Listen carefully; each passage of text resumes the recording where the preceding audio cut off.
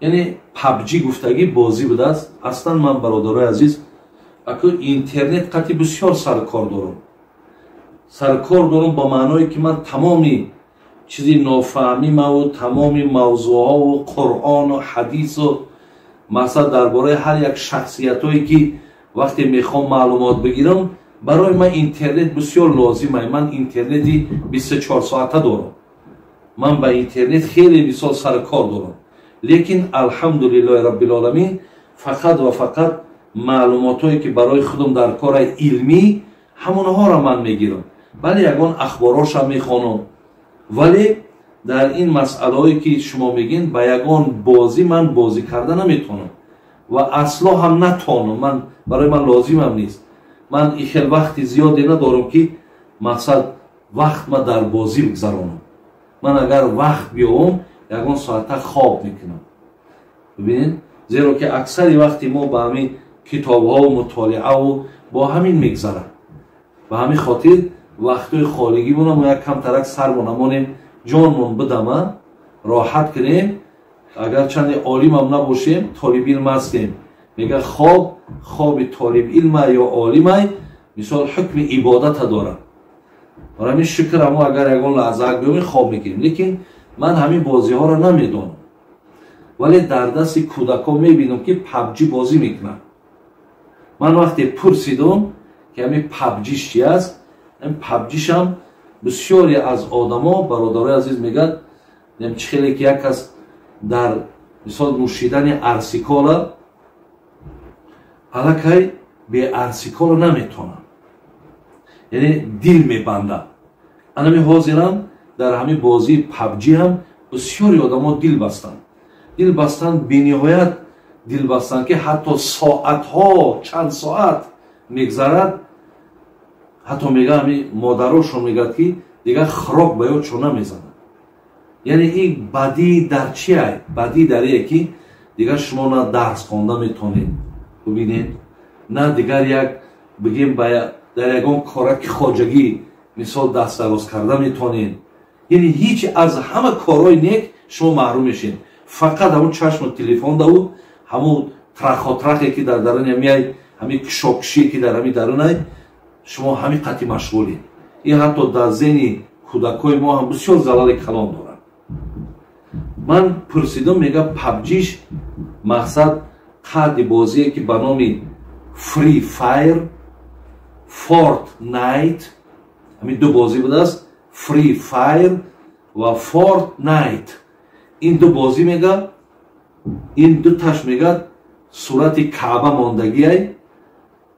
اگه بگیم برای آنه که تو پریز بگیری، تو اچکا بگیری، هنم خانه کعبه را زدن در کاره. اگه وقتی در ذهن تو زدن خانه کعبه شید، زدن قرآن شید، زدن مسجد شید، تو آینده میدانی که تو چی میشه. تو وقتی همون تیری را که اگر چند اصلی نیست و دستی او آدمی که کعبه را میزنه، اما مسد ابرهه چکا کرد؟ الان ترا کیف فعل ربک باصحاب الفیل. همون بدبخت رفت خواست خانه کعبه را چپه کنه، الای مهربان چیکارش کرد؟ اگه دستی تو کو هیچ وقت به این نمیرسه. دیگه ایازی تیارت کستن صورت مسجد را میمونن، صورت کعبه را میمونن، قرآن را میمونن. ولی از صورت دیگر را میکشن، یک موسیقی دیگر میگه این محمد ای او را میزنی. دیگر آیسته آیسته برادری عزیز، دیگر مقصد تو از دینداری و ایمانداری میبروی میره. ولی در گرد پابجی گفتن همین چیزی که در فری فایر و در فورتنایت بوده است در پابجی نبوده. لیکن به هر حال شما اگر از همین چیزها خودتان خودداری کنین، دور باشین، برای که این بسیار ضررهای زیاد داره. ضررش زیاده، وقتتان ضایع میکنین، یگان منفعت نمیبرید. لیکن یک برنامه دکتر زاکر را گوش کردم، زاکر نایتا، وقتی او را گوش کردم، او کس حکم حرام را آوردش. اگر در همون برنامهش بدروید، مقصد همین چیزا وقتی میپرسنش او حرامش میگه. خب استاد در کلیساها یک حوض می دک است، زن و مردا لباساشون میکشن با نوبت آوازی میکنن. این چی معنا دارد؟ آیا در دوره حضرت عیسی این گونه کار بود یا نه؟ این چیزا نبودن. اکینا با معنای چیه؟ با معنایی که مثلا همین خیلی ما میریم در گرد کعبه طواف میکنیم و آیت قرآن داریم، ما حدیث های پیغمبر داریم که هر کسی طواف میکند، هر کسی زیارت میکند، مثل فرزند از مادر به دنیا میاد، مثل همون میشود. اینا وقت داخل شدن همون به معنای شستن همون معصیت گناه شونه. ولی خیلی برادرای عزیز و گرامی، هر دین به زمان خودش. امروز دینی که پیش الله شناخته شده و پذیرفته است، این دین اسلام است. خب وقتی که با پشت خواب میکنی، دست رو در پای سر میمونی، میگن که اوبال است. این اوبال نیست. مثلا تگ سرمون در دستمون میمونیم، سال به حضور خواب میکنیم. هر یک آدم چگونه ای که همون حالت خوابش برای او مثال براحت باشه چی باید، فقط با شکم خواب کردن پیامبرمون اجازت نمیده که شما با شکم خواب نکنید. استاد جون میگه شمس الدین ذهبی از شمس الدین تبریزی هر دو یک آدم نه. این شمس الدین ذهبی برادرای عزیز و گرامی، این از دمشق ای سوریه. این شمس الدین ذهبی محدث است، یک عالم کلان. ای شمس الدین تبریزی همین خواجه حافظ است، این شاعر است برادر عزیز.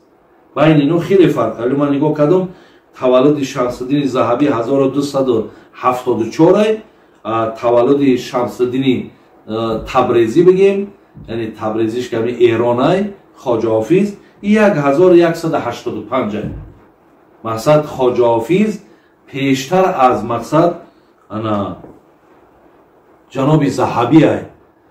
وقتی که ذهبی آمد، حالا که این خواجه حافظ از دنیا گذشتگی بود، 1247 از دنیا گذشته بود. برای مینا این تبریزی است، اونش دمشقی است. ایش از تبریز ایران است، اوش از سوریه است، از شام.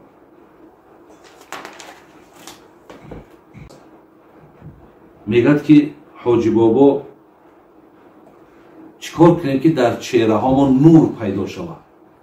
ولی سوره فتح بینین آیت 29 الله میگه که سیماهم فی وجوههم من اثر سجود. الله مهربان میگه اگر شما خواهید که در چهره هاتون نور پیدا شود، سجده را بسیار کنید. برادران و خواهران عزیز، سجده را بسیار کنید. شما از حلال های گفتگی استعمال کنید، از حرام ها خودتان نگه بدارید، نه بخورید، نه بپوشید، نه نگه کنید. قرآن بسیار بخوان.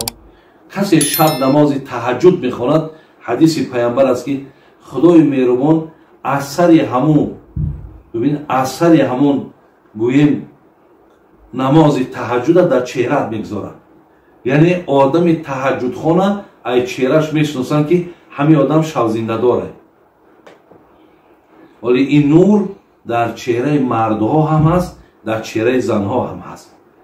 که اگر 1000 خط خال کنی، 1000 کرم ای دوبای میاری، ای پاکستان میاری، ای قبرستان میاری، هیچ وقت او با اون نوری که از قرآن میگیری، از آب طهارت میگیری، او را تو با این کرم، او را تو با این مقصد پودره و او را یا با یگان نمودهای صدها استاد در بالای اگر چهره کار کنند، این نور را تو پیدا کنه میتونه. برای همین چهره هایی که وقتی میبینید نورانی هستند، شما دانید برادر از که خداوند در سوره فتح آیت 29 میگه که اینا از حساب سجده کردنند. یعنی وقتی سجده میکنی الله مهربان، وقتی میگوی سبحان ربی الاعلا، سبحان ربی العظیم، ببین وقتی تو الله را تسبیح میگوی، ذکر میکنی، وقتی در تسبیح در دست شب مردم خوابه تو لا اله الا الله، لا اله الا الله، ببین استغفر الله، استغفر الله، همه اینها الحمدلله رب العالمین، خدای مهربان در چهره تو انمون نور میگذاره.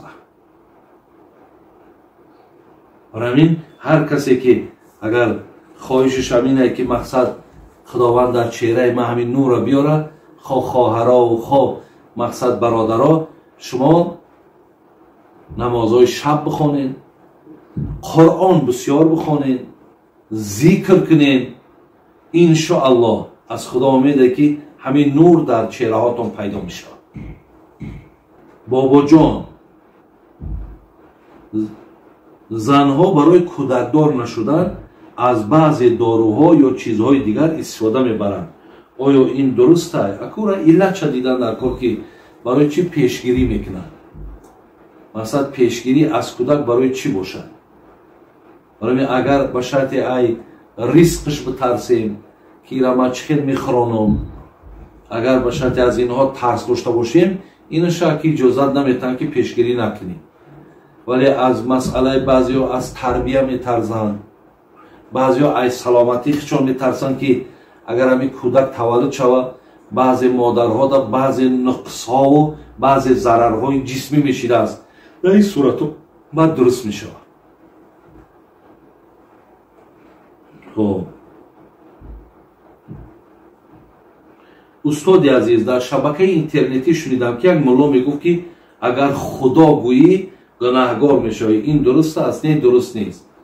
اگر چنده که ما الله میگیم، یعنی ما الله میگیم ولی الله هم میگیم ولی خدا هم میگیم. برای همین در تعارف ما مردم یا در گوییم که مراجعتی که ما با الله میکنیم میگیم خداوندا، یعنی ما در همون خداوندا یا ای خدا، ما مقصد اونمو الله های. مقصد همین ما همون اللهی که مثل نداره، مانند نداره، مکان نداره، ما را در نیت من همون های. برای هر یک ملت دنیا همه الله نمیگه.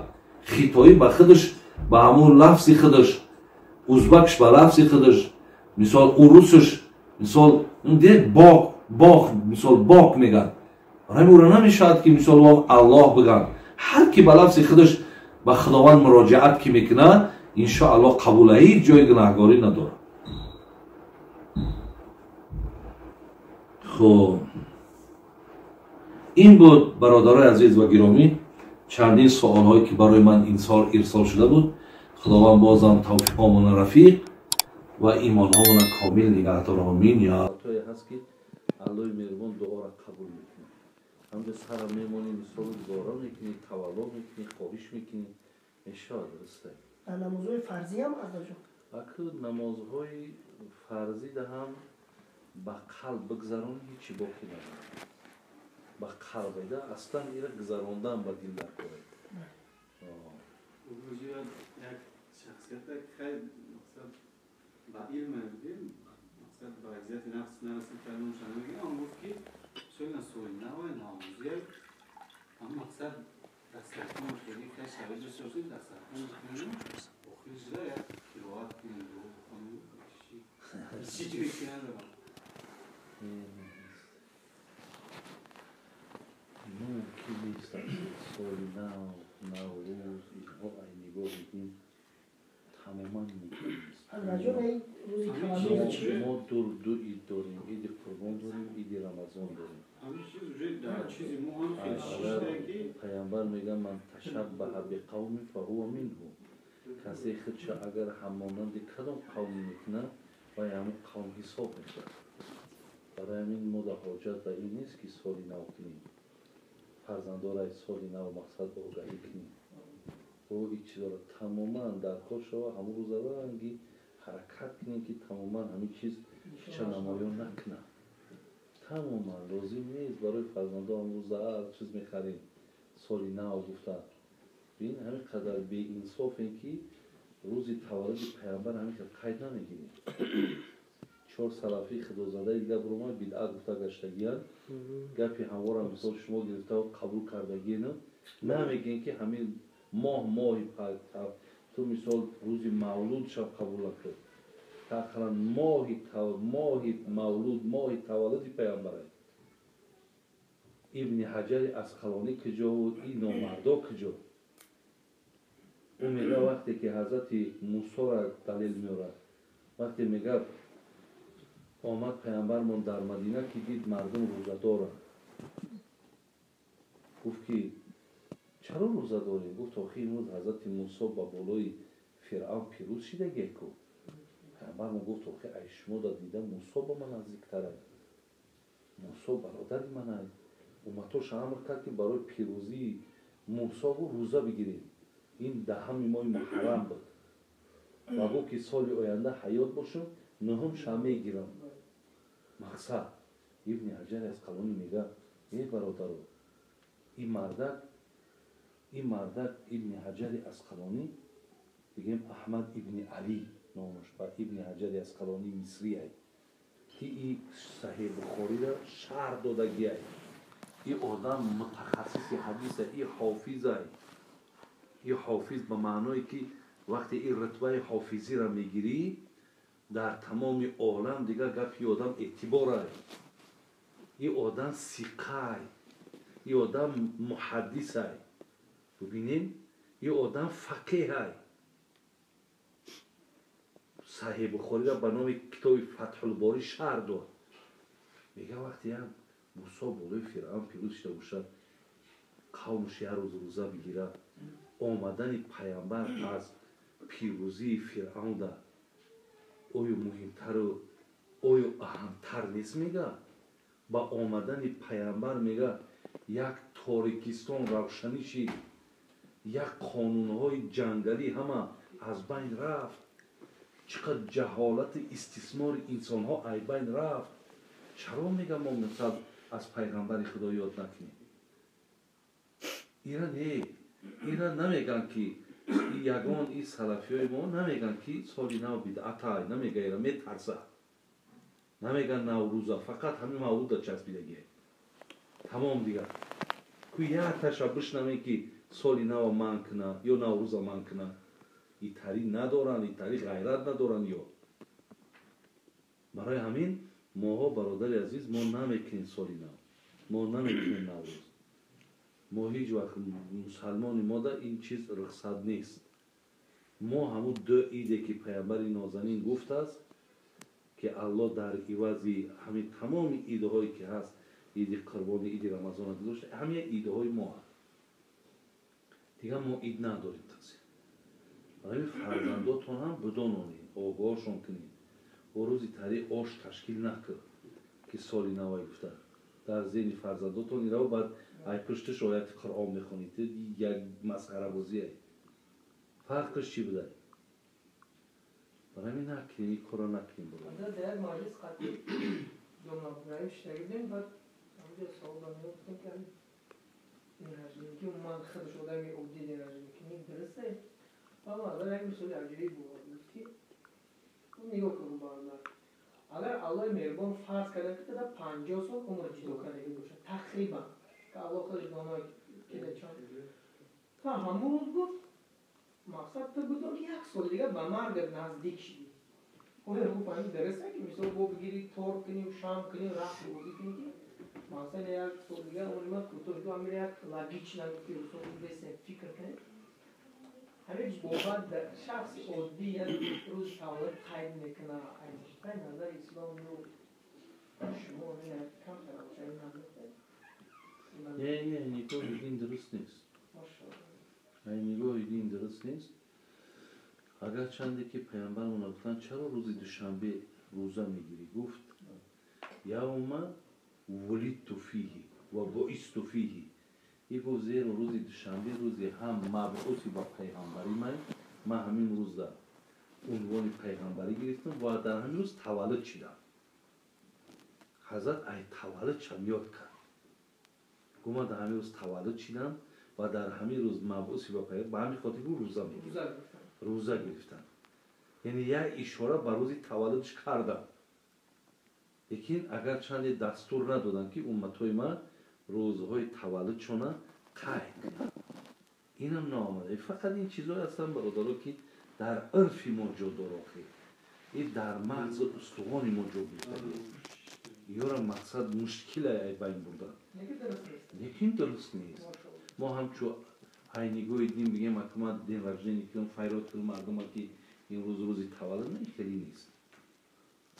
کم طرف هم مثلا دبات میشید خدا خیر میشه نادیدن داملو دیگه گفته باشه که خیلی آدم همه شکر گذاریش هم میکنه که الله تعالی با همون خواهم روایت سنته خیر دولار خودی میگه میگن مثال به عرق و به هیچ هم این خیلیده همین اجتهادی خیلی مهمه این همون هر یک آدم خودش یک نظری دارده اینا همون عبدالقادر هم که باشه نمیگه که پیامبر در فلان حدیث گفت یا نمیگه که مثال الله در فلان آیت گفت ببینید دلیل نیست در این بابا حجت نیست در این بابا فقط نظرشون میگن یعنی میگن کاری بد هم نیست همین مثلا جو فیراد میکنی امری معروف میشود لیکن یک کاری که یه اثر میگذاره آخی یه اثرش میگی چیز ما حالا که ترغیب کردیم ما را تشویق کردیم برای همین لازم نیست همین چیز وقتی که همین چیزی که نیست در دین همین چیز جونا اینیگوی دین نگو او که در دین نیست اجازتش لیکن خیلی اگر کار دیدم من نمیدونم من را خوب بگم یا نیک بگم یا بد بگم خودتون خلاصه شد من اینیگوی دین مقصد میگم ندرسته زیرا دین اجازت نداده بعد من تو دیگه اختیارات با چی نسبتش میتی نمیتی ایش باید بیزرارتر میشاده من مثال بازی خیلی یک کپا بونگی نمی کار درسته هیچی گرد نداره یعنی چند مثال همین جنگوی حبیبه این چند قچه حتی درسته حتی میگن ندرسته حتی ای مرده که حبیب مسلمان معرفی میکنه یعنی ایتن هر کس هر چی میگه لیکن در اصل همین حرامه یاخی ای همین دعوی بسیاره بگیم یکی بالشی هستیم برای مسلمان های بالشی کن برای مسلمانی شد لیکن کارش ندرسته کارش حرامه مبلغش حرامه